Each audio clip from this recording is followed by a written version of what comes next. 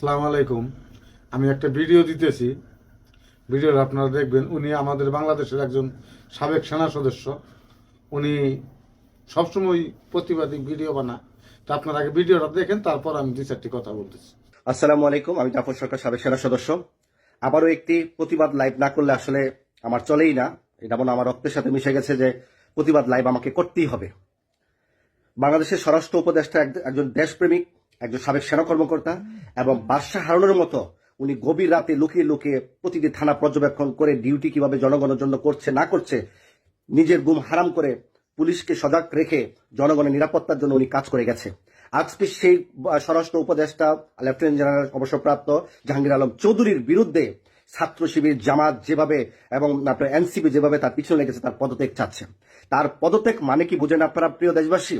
কারণ এই জামাত, শিবির এবং এনসিপি এর আগের লাইভও আমি বলেছি, বাংলাদেশের ম্যাক্সিমাম প্রশাসন, ডিস্ট্রিক্ট মানে এসপি, পুলিশ সুপারকে তারা বদলি এবং ট্রান্সফার করে ফেলেছে। যেন উপদেষ্টা, প্রধান উপদেষ্টা কারো সুপারিশ শুনে না, কারো রিকোয়েস্ট শুনে না। দেশের আইন অনুযায়ী, দেশের গণতন্ত্র অনুযায়ী, দেশের জনগণের স্বার্থে উনি সব ধরনের কাজ করতে রাজি। ওনার চুল পরিমাণ উনি কারো সুপারিশ রাখে না। ওনার আত্মীয় স্বজন যদি কোনো সুপারিশ করে, সেটাকে উনি বলেই দিচ্ছে, একবার আসবে চা পান খাওয়াবেন, দ্বিতীয়বার আসবেন তাকে গ্রেফতার করে রিমান্ডে নেবেন।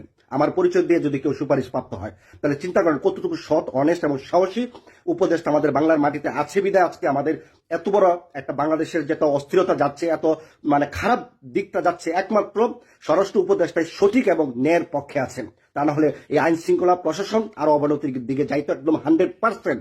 আজকে কেন শিবিরা করতেছে যাচ্ছে জানেন?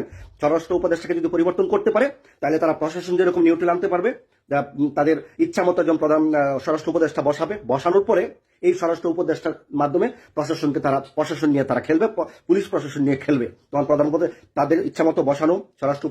আপনারা ভিডিওটি দেখলেন, দেখুন উনি কিন্তু একদম সত্য কথা বলেছেন। বর্তমানে যে আমাদের স্বরাষ্ট্র উপদেষ্টা আছে, উনি একজন সৎ লোক, উনি একজন সহজ সরল মানুষ।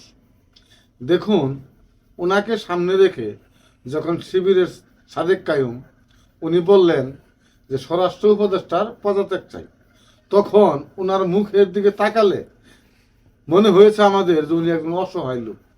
আসলে কিন্তু উনি বাংলাদেশে বর্তমান যে রাষ্ট্রীয় ক্ষমতায় যারা আছে সবার চাইতে আলাদা একজন মানুষ।